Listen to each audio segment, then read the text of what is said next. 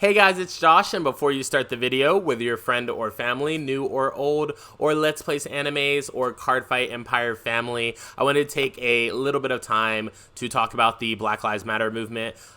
We are definitely going to be supporting the Black Lives Matter movement on both of my channels, of course, because I'm a person of color. So if you guys haven't, done your research or informed yourself about what's going on in the world right now, please, I urge you to do so, especially if you're, especially if you enjoy the channels that I create, and I am a person of color content creator, so I definitely want you guys to be able to make informed decisions about what's going on in the world around you. So there are links on my Instagram, which are going to be right here, so definitely go check out my Instagram if you guys are interested in the Black Lives Matter movement and you want to know how you can get involved and help out. But with that being said, be safe, be smart, stay informed, stay involved, and enjoy the video. Peace, guys.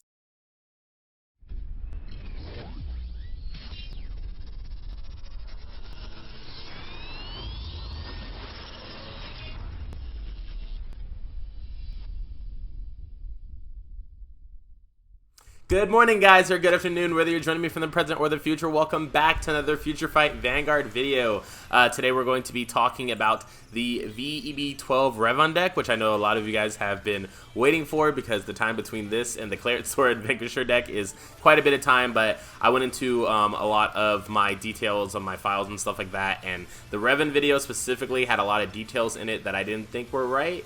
That I think I was personally wrong about the deck on, so I wanted to re-record this video before I put it back out. I hope you guys are enjoying your time being back out in the world. For some of you are still self-quarantining like myself, so whatever you guys are doing, be safe, be happy, be healthy, and be concerned and be involved about the world around you. But yeah, with that being said, we're going to get right into the Revonn video from V-EB12 Team's Dragons Vanity. If you guys haven't already, be sure to leave a comment down below, like the video if you like it, and be sure to subscribe so that you don't have to miss any content going from us going forward. Also, be sure to check out the new combined Twitch. Be sure to check out the new combined Twitch. I'm going to be streaming a lot of games on there, maybe some Cardfight Zero, I haven't decided yet, but it's going to be like a combined Twitch, combining both my fan bases from both my channels, so definitely go follow that or sub to that, whatever fits your fancy. Also, be sure to check out the links down in the description below, detailing all of the different stuff, social medias, all that good stuff. But with that being said, let's get right into the video here. So, like I said, today we're talking about V-EB12 Revonn, so that's the Aquaforce deck from Team Dragons Vanity. And let's get right into the deck portion. So, first with our grade 3s, we're starting off with 4 last card Revonn. This is the boss card of the deck, and you pretty much run less grade 3s in this deck because you only want to be on this grade 3. Like, being on any other grade 3 is just sad, no matter what you pick, in my opinion. But we do run 2 other grade 3s because, it is better to be on a grade 3 than no grade 3, in my opinion. But let's talk about Revonn's 2 abilities. So it has 2 Vanguard abilities. The first one is Vanguard once per turn, rest one of your rear guards, and then your opponent's Vanguard gets minus 5,000 power until the end of the turn. This is one of the skills that makes Revonn so good, and almost low-key busted if Vanquisher wasn't in the format. Vanquisher as a deck kind of counters this deck, in my opinion, just because of the rear guard removal and stuff like that, and it's hard for Aquaforce to make a board because they have to make a board to fit Revonn and its conditions, but Vanquisher also destroys your board at the same time as putting pressure on you. So it's actually a very bad matchup, in my opinion. It's probably like an 8-2, if even like a 7-3 maybe sometimes, if you know what that means. But yeah, I would say that's how good or bad of a matchup it is if you're the Vanquisher or the Aquaforce player. But against every other deck, this the skill, the first skill is just very good. Adding minus 5,000 power to your opponent's Vanguard allows you to hit them in other cases when you wouldn't. So playing against Force decks makes them 8k if they're on their grade 3, and then playing against Accel and Protect, it makes them 7k if they're grade 3, and then even better if they're on grade 2, then it makes them 4k or 5k depending on if they're playing a 10k Vanguard or a 9k Vanguard. God forbid they're playing something less, like, I don't know, like a Shadow Paladin 5k grade 2 or something like that, and they become 0k power, but you really just destroy them in that case. But it really just makes a lot of your attacks able to hit, and since this is a multi-attacking Aquaforce deck, you want to be able to have them at as low as base power as you can, because basically when they're at 5 damage, like that's when this skill really starts putting in the pressure and really starts laying it on thick, because then it changes the guard stages for all of your attacks, not just one attack. So really, really good first ability. The second ability is when it attacks and it's on the Vanguard circle, if you have 5 or more rested rear guards, until the end of the turn, this unit gets plus 15,000 power and a drive check. And if your soul has a grade 3 unit, it gets +1 critical. So very, very good. Makes attacking with your Vanguard the last priority. And you also have, you know, rear guards that restand, like Gallius and Foivos when Vanguard attacks. So you're making sure that you attack with all these columns, making sure that you have 5 rested units. That way you can get your plus 15k and your triple drive. And then also if you have a grade 3 in your soul, boom, you get the additional crit. So it becomes really hard for your opponent to deal with, especially stacked on with that fact that we minus 5,000 their Vanguard this turn.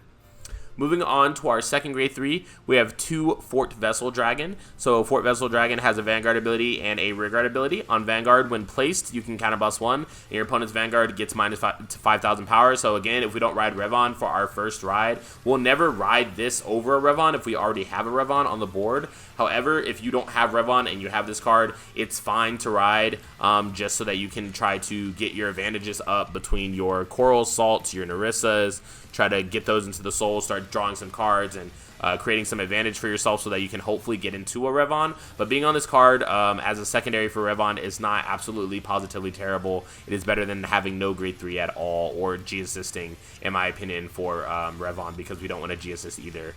You just need way too many cards in this deck to create rear guards and block your opponent's attacks, and you don't want to G-assist. It's going to hurt you so bad in this deck. But then its second ability is if you have 4 or more rested rear guards, including this card, so it just says more rested rear guards, it doesn't say others, so just be aware that if you have 3 rested rear guards and then you swing with this card, its ability is active, and your Vanguard is last card Revonn. This card cannot be retired by your opponent's card effects, and it gets plus 5,000 power, so it becomes a static 17k on both your turn and your opponent's turn, as long as you have 4 rested rear guards. So that's really, really good, and prevents your opponent to attacking into this sometimes when they would. I've also had situations where, you know, your opponent tries to retire this card and they can't, like Kagura or something like that. So just has a static 17k that they have to attack with a column that's over 17k to get this card out of you, and then even then you can just block it. So very, very good card. Or very solid card, I should say. Moving on to our grade 2s, we have 4 Blue Wave Marine General Gallius. This is one of the best grade 2s in the deck. Obviously, all of our grade 2s, except for 2 of them, restand. So you could just play, there's 2 versions of Revonn, in my opinion. There's the version that plays Algos and Tidal Assault, and then Foivos and Gallius. But we're just playing the Foivos Gallius version with some other grade 2s of our own that we like to run, so we'll go over those shortly. But Gallius's 2 abilities is, the first one is Vanguard Rearguard Continuous. Says during your turn, if you have 4 more rested rear guards, this unit gets plus 5,000 power, so it becomes a 14k by itself. And it does include this card just like Fort Vessel Dragon does. So if you have 3 rested rear guards and you swing with this card will count as the 4th rested rear guards, and then you get 14k. So very, very good, especially when you're minusing your opponent's power by 5,000 with Fort Vessel or Last Card Revonn. And then this is actually one of the cards that works to full capacity without having Revonn on the board too, which also makes it better than Foivos in my opinion, because Foivos can only get full value out of it if you have Revonn as your Vanguard and not Fort Vessel, but Gallius just doesn't care. So Gallius says on rearguard, once per turn when your grade 3 Vanguard attacks, if your opponent's Vanguard's current power is different from its base power, then you can counterblast 1 and stand this unit. So this is very, very important how it's worded and how Foivos is worded, because basically it doesn't just say if your opponent's power is less than their base. That would be terrible, because if they check a damage trigger, it would make your skills go offline. However, if they check a damage trigger and they put the power to their Vanguard, their power is still different in base power than what their base power is. So you're still able to use Gallius' skill to restand, so that's very important. Moving on to our next grade 2, we have 4 Blue Wave Marine General Foivos. Foivos, like I said, can only be used at max capacity when the last card Revonn is your Vanguard, and here's why. The first rearguard ability is when placed, if your Vanguard is last card Revonn, Soul Blast 1 and rest this unit, and then you can look at the top card of your deck and call it to the rearguard circle. So basically, against those pesky control decks, or if you want to just commit less cards to the board, using Foivos' skill is really, really good because you have a lot of ways to generate soul in this deck, so it's not like a Soul Blast is like any heavy cost for you. But then you also rest this unit and you call the top card of your deck, which you're sacrificing an attack for that turn, but then you also get to discard a card, and the second part of this card's ability is rearguard once per turn when your grade 3 Vanguard attacks. If your opponent's Vanguard power is, if your opponent's Vanguard's current power is different from its original power, you can discard 1 and stand this unit. So the discard 1 ends up not being, like, it ends up being a break even, because you basically called a free card off of Foivos, and as long as that card is good and that card's valuable to you, boom, you just get to discard a card that you would have played from your hand to restand this card when your Vanguard attacks. So very, very good. Gets a lot of pressure off your opponent as well. Moving on to our next grade 2, we have 3 Coral Assault. Now, usually a lot of people run 4 Coral Assault, but I did want to run 2 of my last grade 2, which we're going to talk about shortly, so that's why I cut a Coral Assault for this. You can go up to 4 if you like. I think this card is very, very good and obviously worth running at 4. But it has 2 rearguard abilities. The first one is a continuous that says, during the battle that it attacked, if you have 4 or more other units in rest, this unit gets plus 15,000 power. So I will say that this card says other, unlike Galleus or Fort Vessel. However, Fort Vessel and Galleus specify rearguards, whereas Coral Assault does not. It just says unit. So your Vanguard could have attacked already, and that could count as your 4th rested unit for Coral Assault getting its plus 15k. So that's very important to note. Also, the second rearguard ability is at the end of the turn. If the total number of your attacks this turn was 4 or more, put this unit into your soul and draw a card. So pretty easy condition to fulfill, especially in Aquaforce, and gets you some card advantage, and basically goes away before your opponent has a chance to do something about it, like in the form of like Vanquisher or something like that. If you play 2 of these in your front row, boom, and you just have something that gets rid of itself in the front row as well, like Narissa or something like that, you can effectively get rid of all your front rows, and then that actually hurts Vanquisher a lot, because then they have to, start binding their own cards to get it becomes harder for them to reach their condition, basically. Then for our last grade 2 in the deck, we run 2 Metal Cut Sailor. Now these are just 12k vanilla grade 2s. The reason why we run this is because against force decks and against other decks as well, it's actually very important to kind of stay at low damage and to not get like our face rushed in. So if we are able to get this card in the early game and ride it, it does prevent a lot of abuse. As someone from my locals would say, I refuse to be abused. So that's pretty much what this card does for you.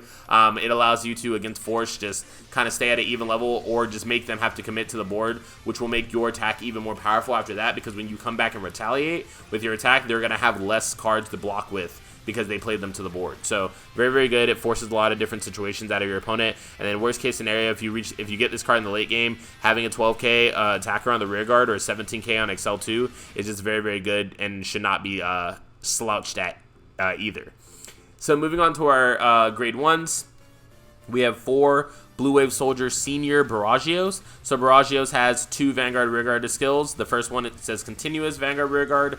During your turn, if you have 4 more rest rearguards, including this card, which I should just add, this unit gets plus 5,000 power, so it becomes a 13k booster or a 13k attacker. Very good. And then the second ability is our generic, just like every other G grade 1 stride fodder. So they're called.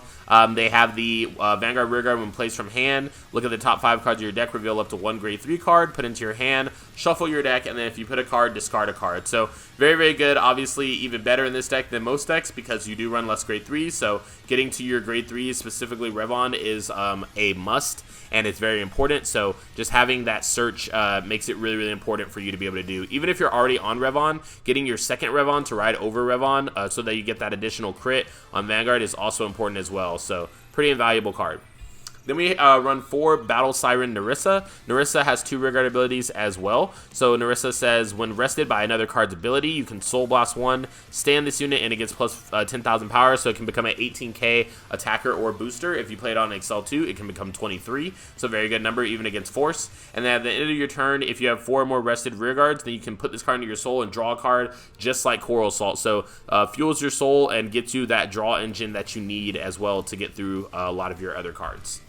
Moving on, we have 4 Light Signals Penguin Soldier. Now, I would say that you can switch out between running 4 of this and 2 Yorgos, or you can run 3-3, or you can run 4 Yorgos and 2 Penguin Soldier. I'm kind of leaning towards 4 Yorgos and 2 Penguin Soldier, because Penguin Soldier was less useful to me in my playtesting, but I will say that Penguin Soldier was always there when I needed it, and that's probably because I ran it at 4. So you guys have the choice to do whatever you want there, but in this build that I'm playtesting for you guys, I ran 4. So let's talk about Penguin Soldier's ability. So it has 2 rearguard abilities. The first one is an Act. So during the main phase, you can rest this unit as cost, and then one of your units in the same column as this unit gets plus 5,000. This is mainly good with the restanding rearguards like Gallius and Foivos, because you have them in front of the Penguin, and then you just want to use the skill so that you attack with Foivos or you attack with Gallius, and then it's 19k or 14k, and then you restand later using the skill of either one of them, and it's another guard stage that your opponent has to block with. So in the long run, it becomes better than just boosting with this card. However, if we don't have a restanding card in front of this unit, we do just instantly just boost with it instead of using the skill. So beware of that. Also, the second rearguard ability is when your other unit attacks. If it is the 4th battle of this turn, then you can retire this unit and countercharge 1. Now, we don't really use Counterblast that heavily in this deck. However, if you're finding yourself short on Counterblast, or your opponent is trying to damage deny you for whatever reason that is, you have this card's ability to be useful to you. Then we have 2 Blue Wave Shield General Yorgos. Yorgos just says when your Vanguard is attacked, if you have 4 or more rested rearguards, this card may move itself from the rearguard circle to the guard circle. So very important, because what it allows you to do is actually swarm your field, and that's one of the core problems of Revonn, in my opinion, is that you have to just slap down all these units onto your board, and none of them are providing you shield value. With Yorgos, you can slap them down as your boosters or your attackers, and then they can instantly just move to the guard circle and block for you, or they become bait for your opponent, so your opponent can block them or starts to destroy your Yorgoses with their retire abilities instead of your other units that might be like a Gallius or a Foivos. So for some opponents, getting rid of your opponent's shield value is just more important to them. It's more of a priority. So it allows you to bait them into sometimes where you just really didn't need the Yorgos anyways, and you know, it's just it's what I call a bait card, and I love running those types of cards in my versions of my decks.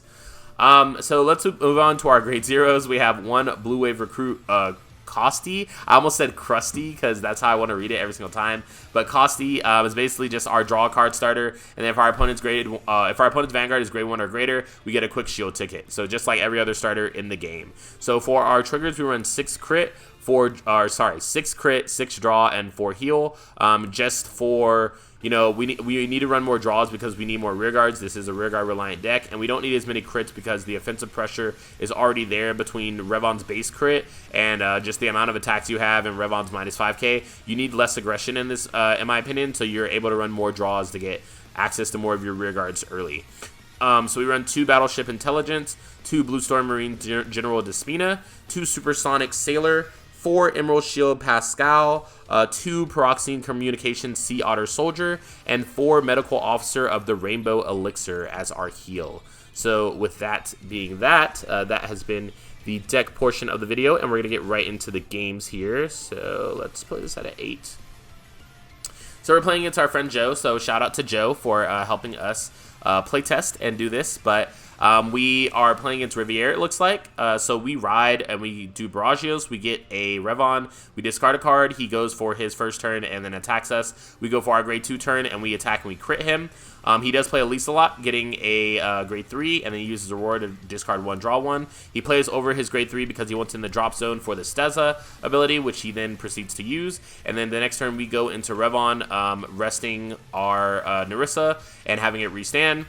And we play another Narissa behind Foivos, knowing that we're going to restand it. So we attack with Revonn, and we restand our rear guards, and our Joe 2 to passes us, so we attack 14 to rear guard, and then we attack Vanguard. We put both Narissas to soul to get that draw power. We draw another Revonn off of that draw, as you guys see. So we proceed to take some damage. He does not reach the Riviere, which is really good in our favor.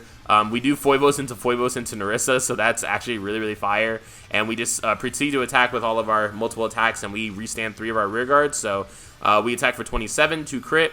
Our opponent blocks it. We check a heal, and then we attack for 14. He knows that he has to take it and hope for a heal. So just a very good example of how fast this deck is. Like, it just, you know, even if Joe had a Riviere, I think he might have died just because our hand was solid on block, and you know, we just had a lot of tools at our disposal to be able to survive that. So let's move on to game 2. So game 2, we're playing against Great Nature. We go first. We do Barragios, top 5. We get a Revonn. We discard a card.